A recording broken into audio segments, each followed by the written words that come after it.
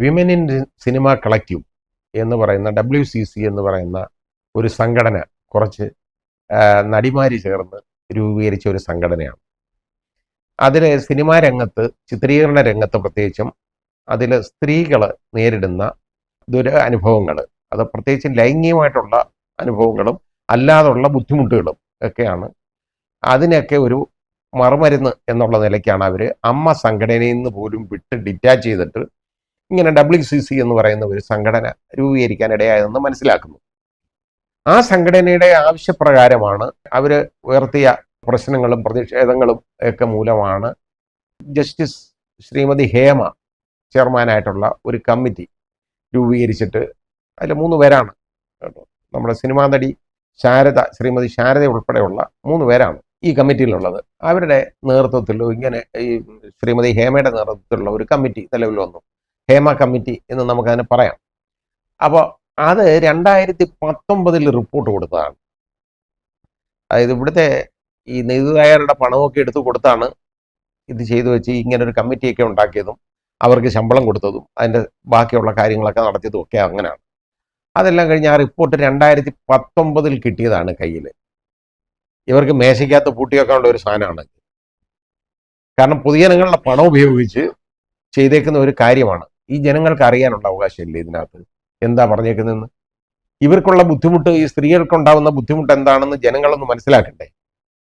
ഞാൻ പറഞ്ഞു കേട്ടിട്ടുള്ള ബുദ്ധിമുട്ടുകൾ എന്ന് പറയുന്നത്, ഒന്ന് ലൈംഗികമായിട്ടുള്ള ഉപദ്രവങ്ങൾ, അത് ഒരുപാടുള്ളതായിട്ട് പറഞ്ഞു കേട്ടിട്ടുണ്ട്. പിന്നെ അത് മാത്രമല്ല, വളരെ പ്രധാനപ്പെട്ടവർ നടിമാർക്കോ ഒന്നും അല്ലാതെ ബാക്കിയുള്ള നടിമാർക്കും ഒക്കെ ആണെങ്കിൽ പല സിനിമാ സെറ്റുകളിലും യഥാർത്ഥത്തിൽ അവർക്ക് ടോയ്ലറ്റ് സൗകര്യം പോലും ഇല്ല. പ്രത്യേകമായിട്ട് അങ്ങനെയില്ല. അങ്ങനെയുള്ള അവർക്ക് ശരിയായിട്ട് വസ്ത്രം മാറാനുള്ള ഒരു സംവിധാനം ഇല്ല. ഞാൻ കേട്ടിട്ടുണ്ട്, ഇങ്ങനെ പറഞ്ഞു കേട്ടിട്ടുണ്ട്. അതിപ്പോൾ എങ്ങനെയാണെന്ന് എനിക്കറിയില്ല. ഇപ്പോൾ അതിനൊക്കെ ഉള്ളൊരു മാറ്റം വന്നതായിട്ടാണ് ശ്രീ സുരേഷ് കുമാറിന്റെ പ്രസ്താവനയിൽ നിന്ന് കാണുന്നത്. ഉണ്ടോ ഇല്ലയോ എന്ന് എനിക്കറിയില്ല. ഏതായാലും ഈ ബുദ്ധിമുട്ടുകളൊക്കെ കാണിച്ചാണ് ഇങ്ങനൊരു കമ്മിറ്റി രൂപീകരിച്ചതും കമ്മിറ്റിയോട് റിപ്പോർട്ട് തരാൻ ആവശ്യപ്പെട്ടതും. അവരേതാണ്ട് കമ്മിറ്റി എനിക്ക് തോന്നുന്നത് ഏതാണ്ട് 50 57 നടന്മാരെ വിസ്തരിച്ചിട്ടുണ്ട്. നടിമാരാണ് കൂടുതലും. ആ വിസ്തരിച്ചിട്ടുണ്ട്. അവര് പലരും പല കാര്യങ്ങളും പറഞ്ഞു കാണും.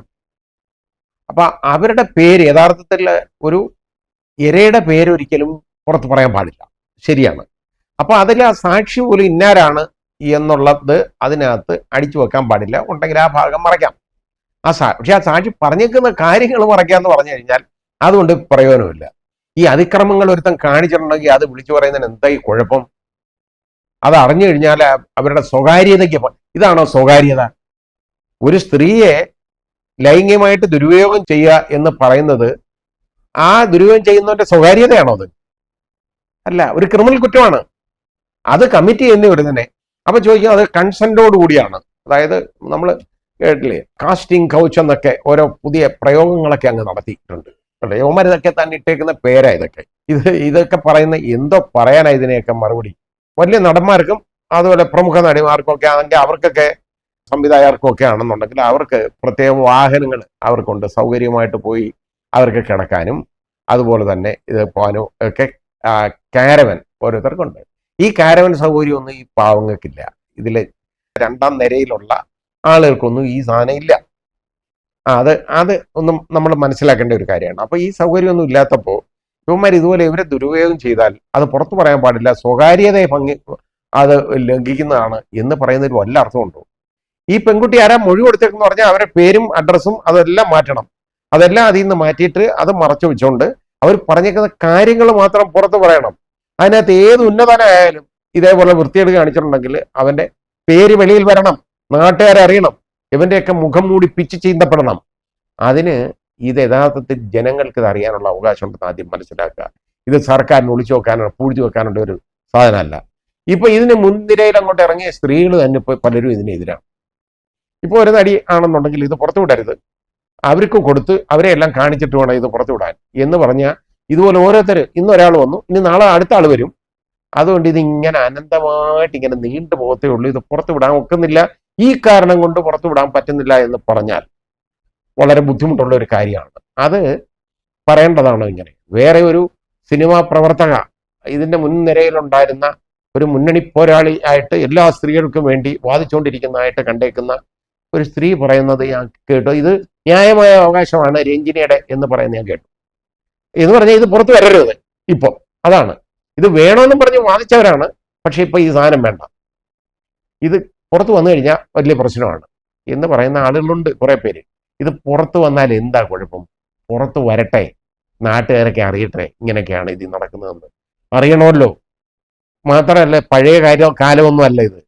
പണ്ടൊക്കെ ഇതും ചോദിക്കാനും പറയാനും ഒന്നും ആളില്ല. ഇന്നത്തെ കാലത്ത് അതല്ല. ഇതൊക്കെ അറിയാനുള്ള അവകാശം ആളുകൾക്കുള്ളതാണ്. ഇത് ഗവൺമെന്റിന് ഇതിനകത്ത് ഒന്നും ചെയ്യാനില്ല എന്നവർ പറയുമല്ലോ വീണ്ടും വീണ്ടും.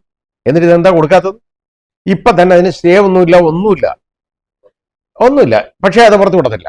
അതിനകത്ത് ഇനി കോടതിയുടെ തീരുമാനം വീണ്ടും വരട്ടെന്നാണ്. അപ്പൊ ഈ രീതിയിൽ ഇത് പുറത്തു വിടരുത് എന്നുള്ളതിന് അതിന്റെ പിന്നിലുള്ള ആളുകൾ ആരൊക്കെയാണെന്നുള്ളത് ഇവിടെ പറഞ്ഞു കേൾക്കുന്നുണ്ട്. ഈ ഗവൺമെന്റിൽ പിടിപാടുള്ള ഏതാനും ആളുകൾ ആണ് ഇതിന്റെ പുറയിലുള്ളത് എന്ന് പറയുന്നു. പക്ഷേ ഞാൻ അതിനെക്കുറിച്ച് വെളിവാക്കുന്നില്ല ആരൊക്കെയാണ്.